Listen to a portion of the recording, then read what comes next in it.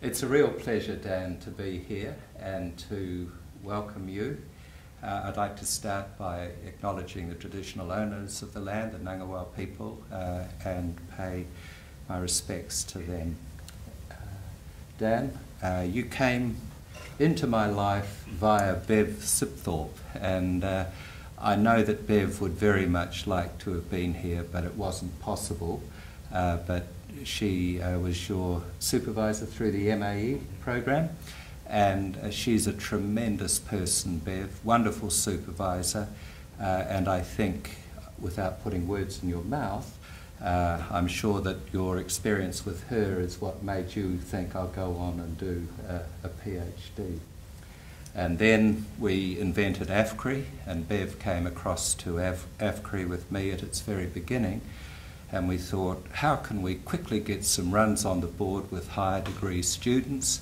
I know, we'll take them away from NCEF and put them in AFCRI, and that's what we did with you, Dan, with genuine cooperation and collaboration with NCEF, of course.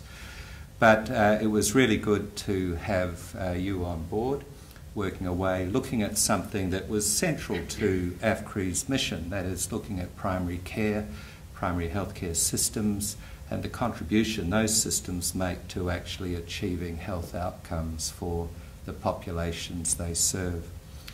Dan had a particular interest in primary healthcare in Western Australia, the organisation of services, including GP services, community services, Aboriginal health services, and delivering that care, and seeing if he could assess the impact that primary healthcare makes to such services. And that's what your PhD is about, and that's what you'll address us on. And so I welcome you, thank you for your hard work, congratulate you on your success, and look forward to hearing what you've got to say. Thanks, Dan. Sorry, I've got a cough and I've just put a cough drop in, so if it rattles around, it rattles around. I would also like to acknowledge the traditional owners past and present of the land that we're standing on, and thank them for allowing me to be here. I'm a Noongar man from the southwest of Western Australia. I'm going to be presenting today on my PhD study, which I completed last year. And it's looking at the contribution and asking the question and exploring what contribution primary healthcare has made to maternal, infant and child health in Western Australian communities. My supervisory panel were Bev Sipthorpe, Nick Glasgow, Kirsty Douglas and Jane Fremantle from Melbourne. The Australian primary healthcare system is made up, as you may well know, around Medicare, MBS, PBS, the greatest providers of primary healthcare in Australia, general practitioners. However, it also encompasses community nurses, nurse practitioners, general practice nurses, midwives, pharmacists, dentists, allied health professionals such as physiotherapists. The system around general practice is quite diverse. Solo practices, group practices with more than one GP, GP corporations, GP after hours practices. We've got community health centres in Western Australia. We also have one of the main providers of primary healthcare to the Aboriginal population in Western Australia and across Australia is Aboriginal Community Controlled Health Services. And we're moving into a new era where we're looking at having Medicare locals and GP super clinics coming on board soon. The background to this study was, for me, was looking at my background is I'm a nurse, I'm a community nurse who worked at Urban Aboriginal Medical Service. I then went on to, after my MA, to work at the Institute for Child Health Research, so I've been acutely aware of the importance of the early years and the importance of primary healthcare within ensuring that the early years are put on the agenda and that care is given in the early years. We know that through evidence that countries that invest in primary healthcare have a health system that requires less expenditure and has healthier outcomes, a healthier population. We know that looking at some of the Millennium Development Goals that primary healthcare has had a huge impact in developing nations.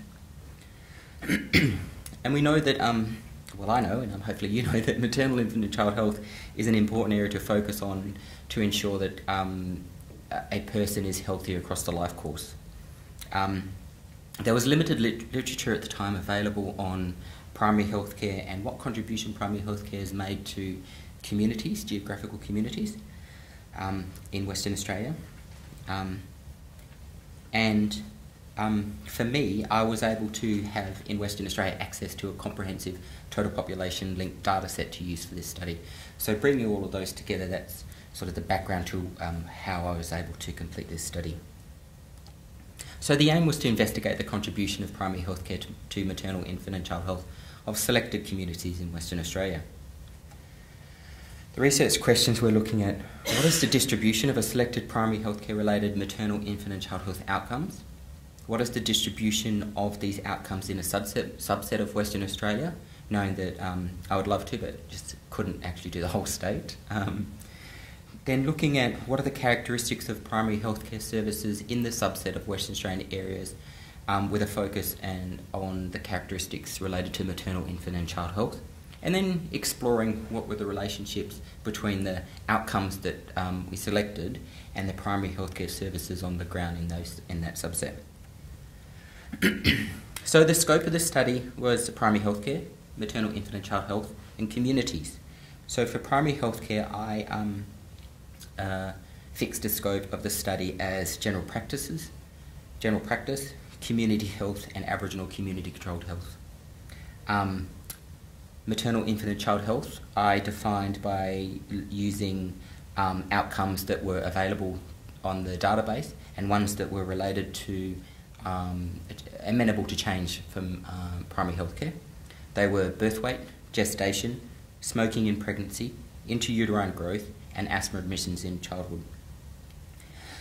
And these were also backed up by the literature supporting the link between these outcomes and primary healthcare.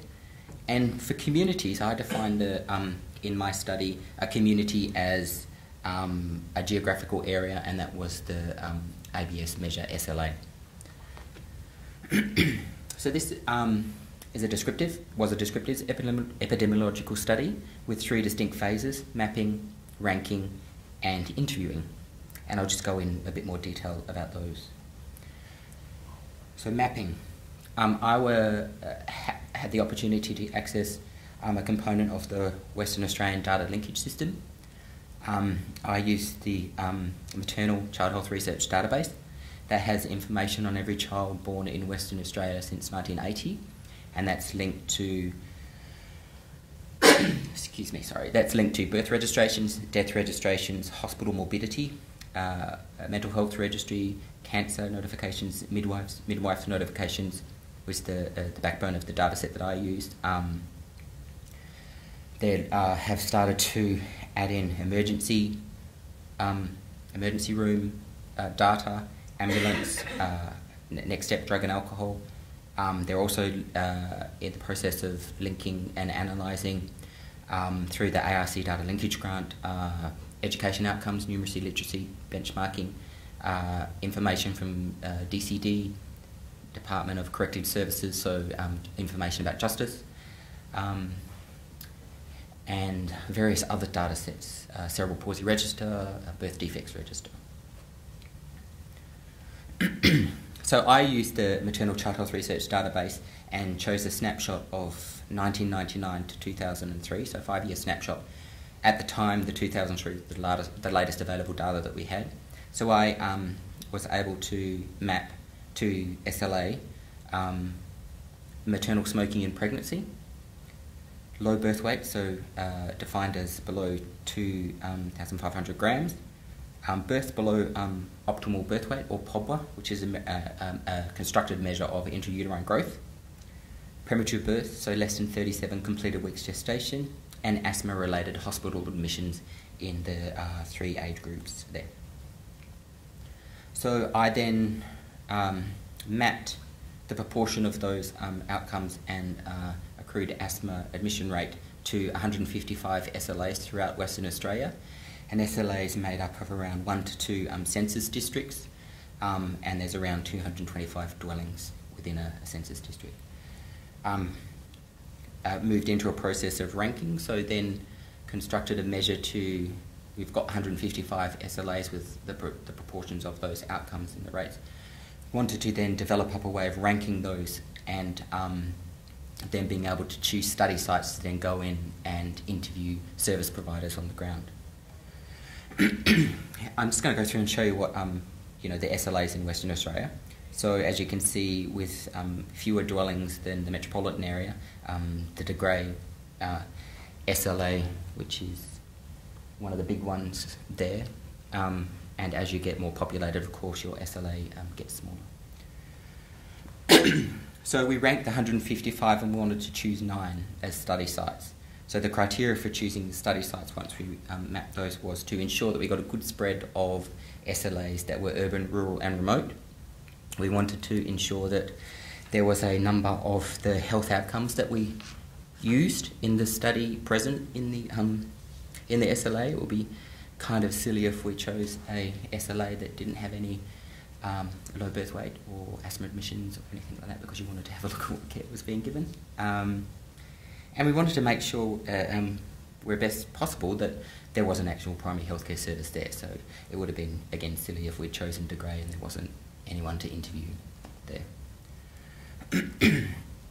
So what we ended up with was, after using that criteria to make sure that there was an outcome present, a primary healthcare service present, and a good spread of urban, rural, remote, we had a total of 49 SLAs to choose from after the cull, and we chose 9. So using the ranking that we developed, we had these are the SLAs chosen: Subiaco, Nannup, Mukinbudin as the top, so they had the least amount of poor outcomes, so the better performing. The middle chosen sites, Bayswater, Wagen and Greenock, and the bottom sites were Belmont, Geraldton and Esperance. And the bolded ones are the urban areas. It turned out that the sites that we chose were in the towards the southwest of Western Australia, and that was primarily convenience and cost, having to not travel up through the Pilbara and the Kimberley. But we did, we still were able to get a good spread of urban, rural, and remote in the sites. So again, there's Geraldton, Greenock and Mukinbudin, Nannup, and I've forgotten that one, Wagen, sorry, I think. Then Esperance, and these are the metropolitan sites, so a good spread of across socioeconomic status, so Subiaco, Bayswater and Belmont. So just looking at some of the results, there were 120,547 live singleton births in the 5-year snapshot. 7,784 were Aboriginal, and the balance are non-Aboriginal. That's coded on the database as Aboriginal or non-Aboriginal, and it's based on the mother's race. However, they're now collecting father's race as well on the midwives forms. I've just got to show you some of the results of the, just a breakdown, and what I'm going to be presenting on, where possible, is some of the interesting stuff where I've disaggregated. So the tables on the tables on the left in black are for the total population, so all of those are 120,000 births, and the ones on the right were the population, the combined study sites population, so all of the 9 study sites. And you can see that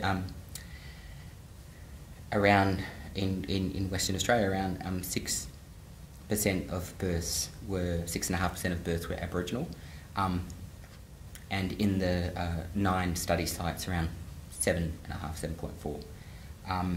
Mean maternal age across the total population for Aboriginal women was 24 years compared to 29 years for non-Aboriginal, and is very similar for the 9 study sites chosen.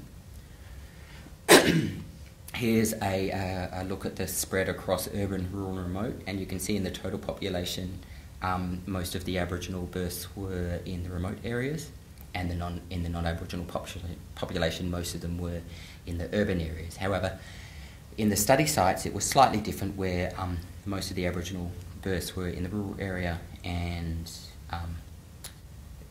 but similar for the non-Aboriginal population, where the urban births were the most. Looking at the outcomes, we have the mean birth weight. You can see that it's less than the total population when you disaggregate by race, Aboriginality, and that's very similar in the total population and the study sites. So smaller births, earlier birth, prematurity was less, and gestation was less, and it's very similar from the total population to the chosen study site population. And again, the measure of intrauterine growth, the POBL measure, was a lot less than the non-Aboriginal population, and similar to from the total population to the study sites. So when we look at the proportion of births that were low birth weight, you can see that around 12% of all of the Aboriginal births were low birth weight, compared to 4% for the non-Aboriginal births. Very similar between the total population and study sites. Again, around 12% or 13% for premature birth, compared to, so that's double that of the non-Aboriginal population in Western Australia for that snapshot, and very similar again for the total population and the study sites.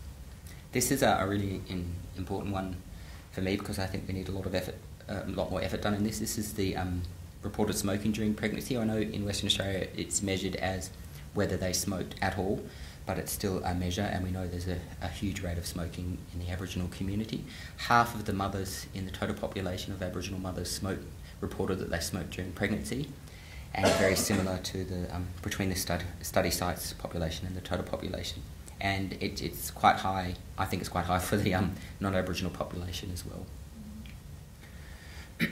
With the ability to map the asthma admissions from the hospital morbidity linkage to the maternal child health research database, we had in that snapshot 1999 to 2003, we had around 7,200 children from 0 to 14 who made 20,500 admissions for asthma-related issues during that year, and the mean age of children admitted was 5 years for the total population, and and 4.3 years for the Aboriginal population. So when we look at disaggregating by race and also ranking, you can see the gradient with the top performing areas. So if you look at the total population, it's 2.5% per 2.5 admissions per 1,000 head of population, and as you go up down the rankings, it gets more admissions, and that's also mirrored for. Well, actually, it's not. This is an interesting one where the middle rankings for the Aboriginal children admitted was less than the top, but it's still a gradient because the 6.8 per 1,000 population admitted in the bottom performing SLAs that we chose. I also had the ability, because it was we use SLA as the measure of community, to look at measures of socioeconomic status, and so a proxy measure of social determinants. So what we looked at is we used the index of relative socioeconomic disadvantage, so a component of the CIFA, and you can see quite clearly that as the socioeconomic disadvantage gets worse, that maps across the gradient from the rankings that we did. So the SLAs in the top performing sites chosen were better off than those in the bottom rankings. This is just another quick graph that looks at the relationship between the IRSD and the three measures that we've got there: POBWA, premature birth, and low birth weight. And again, it's mapped quite nicely. So those areas that have worse socioeconomic disadvantage, have a greater disadvantage, have poorer outcomes. And again, here, what we did is we looked at the percentage of mothers who smoke during pregnancy, and that goes up as their ranking goes down. So quite an interesting gradient, and that maps, as you would expect, against the total population smoking rates that we have. So adults are smoking, and mothers of smoking as well. And we've also added in the asthma rate, so you know the possible relationship between the exposure to cigarette smoke in the community and the mother during pregnancy. So the next step was great. We've mapped, you know, we've ranked, we've chosen our sites. So the next step was to go in and interview service providers, primary healthcare service providers. So the next step for me was to, which was interesting and challenging, was to gather information about the structure of primary healthcare in Australia, but you know, more importantly in Western Australia. So the majority of primary healthcare delivered by in Western Australia is provided by the Department of Health at the community health level, and the Commonwealth Australian Government through Medicare and GP services. So government health services in Western Australia were split into two, so Metropolitan Health Services and the Western Australian Country Health Services. So anything out of the city was WACS, and anything within the city was the Metropolitan Health Service. And they're primarily community health clinics, community nurses, school health nurses. Excuse me. General practice care in Australia, I've looked at a hierarchy, which is a lot easier. So we have the representation of the Australian GP Practice Network. In Western Australia, we have the WA GP Network, and the divisions underneath them represented. The WA GP Network represents the member divisions. And the divisions that were available, or which were covering the areas that I chose, my study sites were Goldfields, Esperance, GP Down South, Great Southern, Midwest, Wheatbelt, Canning Division, and the Perth Primary Care Network, which is quite a large urban division.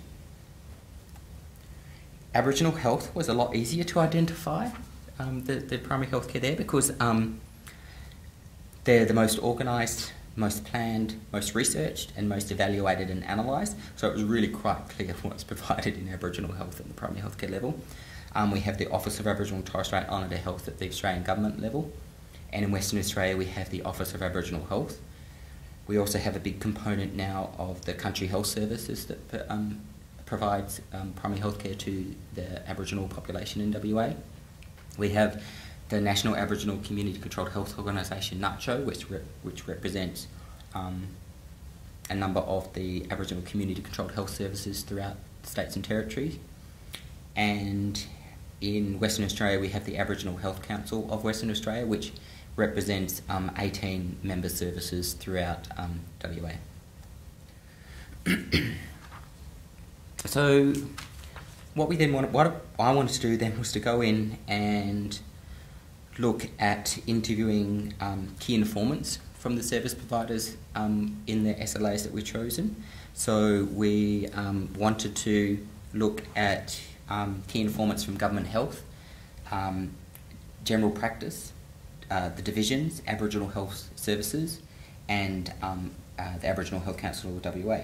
So 2 questionnaires were developed and pilot tested and administered to key informants either face-to-face, over the phone, or self-completed. The first questionnaire looked at the primary healthcare service providers on the ground, and what I wanted to do is we wanted to look at how and in which context services were being delivered in the areas of maternal, infant and child health that we'd identified in the outcome measures ranked. And the second questionnaire targeted the provider representatives. So we wanted to look at how these representatives supported the services to deliver maternal, infant and child health through primary health care in Western Australia. So we looked at the, interviewing key informants from divisions, from the Aboriginal Health Council of WA, and from the government side of things, we were able to look at interviewing key informants from sort of senior management levels in community health, but also had the opportunity to interview the clinical network, the Women's and Children's Clinical Network in Western Australia. So the questionnaire for the service provider was looked at a general description of the service to try and get a picture of what services they provide, who they provided it to try and get a scope and trying to tease out whether they actually did provide any services in maternal, infant and child health. Numbers and types of staff, really interested in whether they had employed a midwife.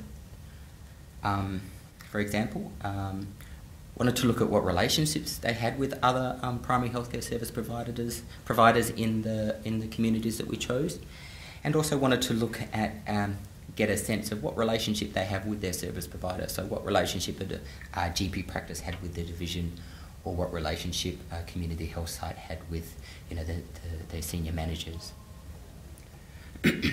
When we interviewed the representative bodies, so the divisions, etc., whether the questionnaire was developed up to then get a picture from them of what they saw their membership to be, get a description of what their membership was.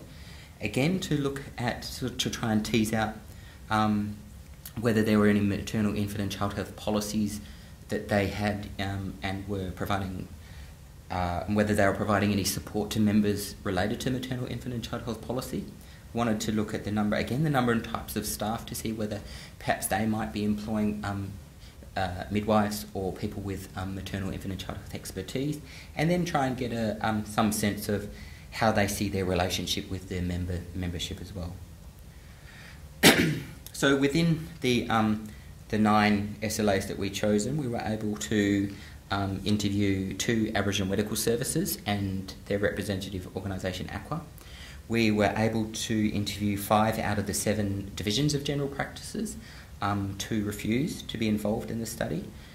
We interviewed 9 general practices, and interestingly, the information that we'd used to identify and choose the sites, although it indicated that there were GP services available, when we went to interview there, they weren't present anymore, but they were covered by GP services out of the SLA.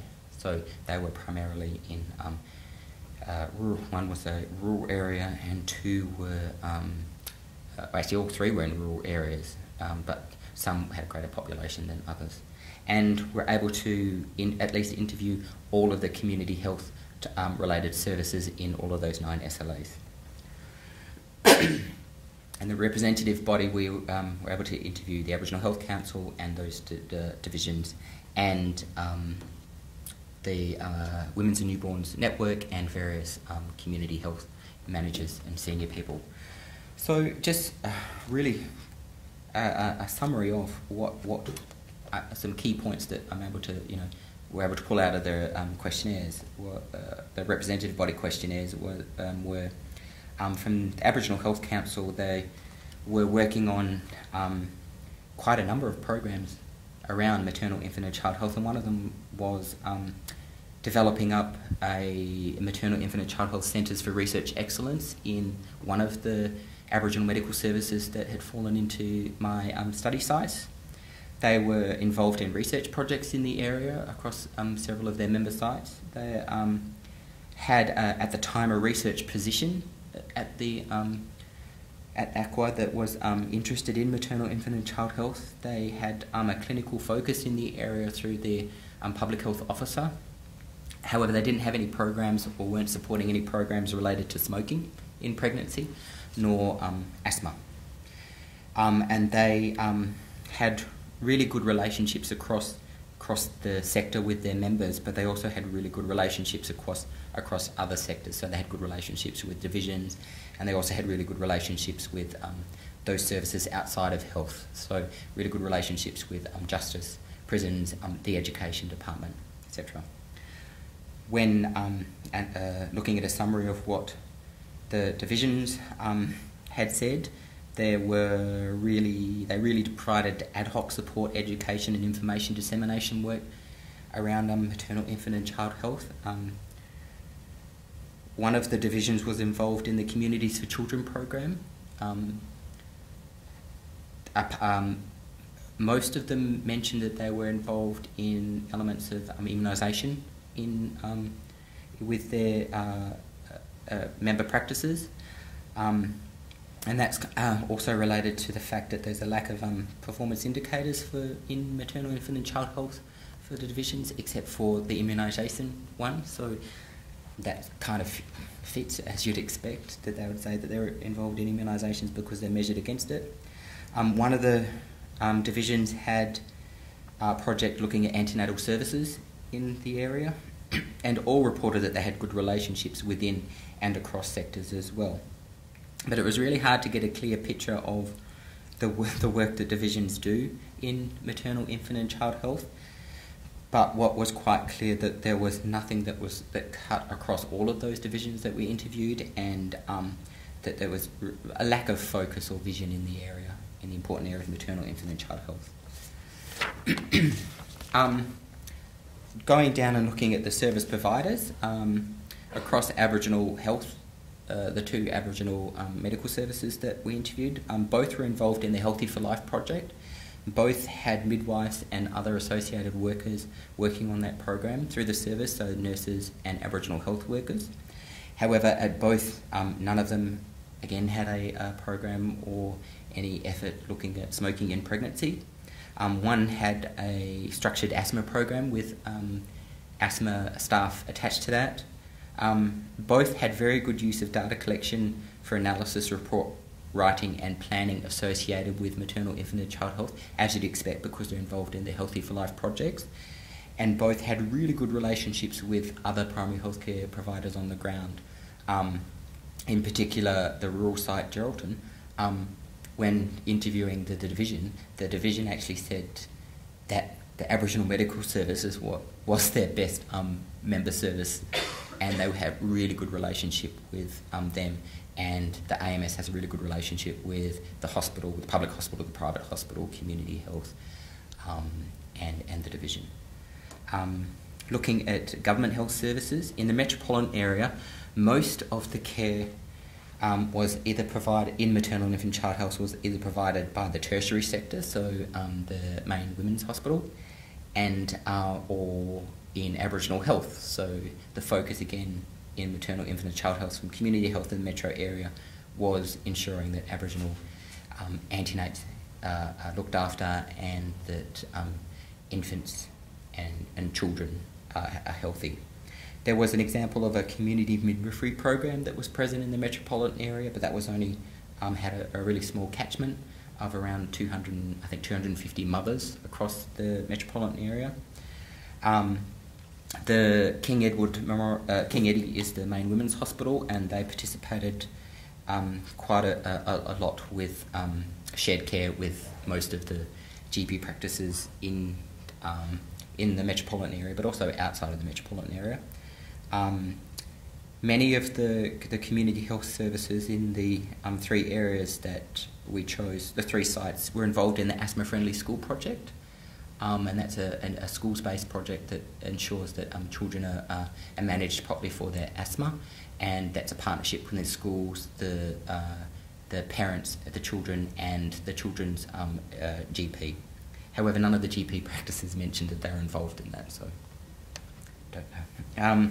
There's also various programs running, and one of them was a positive parenting program, but that was kind of ad hoc and not really a focus. Outside of the metropolitan area, within the country community health services, again the Asthma Friendly Schools project was mentioned quite a bit. Again, shared care. One community health centre had an antenatal program, but again it was focused on Aboriginal women, and across all of them, none of them had a focus or a program or a policy on reducing smoking in pregnancy, and all reported that relationships with other services was good. GP land, the majority of services reported shared care with usually King Edward or the local hospital if they had maternity services present. But when I sort of delved deeper, it was there was little evidence of involvement in the program beyond referral and information sharing. There wasn't any evidence of actual care provided by the GPs to the mothers, which was really interesting.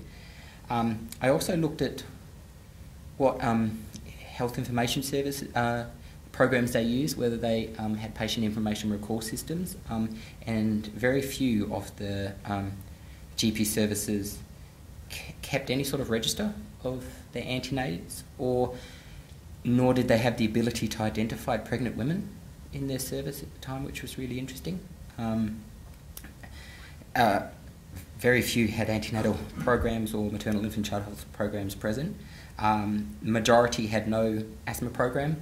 However, some did mention that they ad hocly used the cycle of care, and a few used maintained a register of children with asthma, but none of them were able to.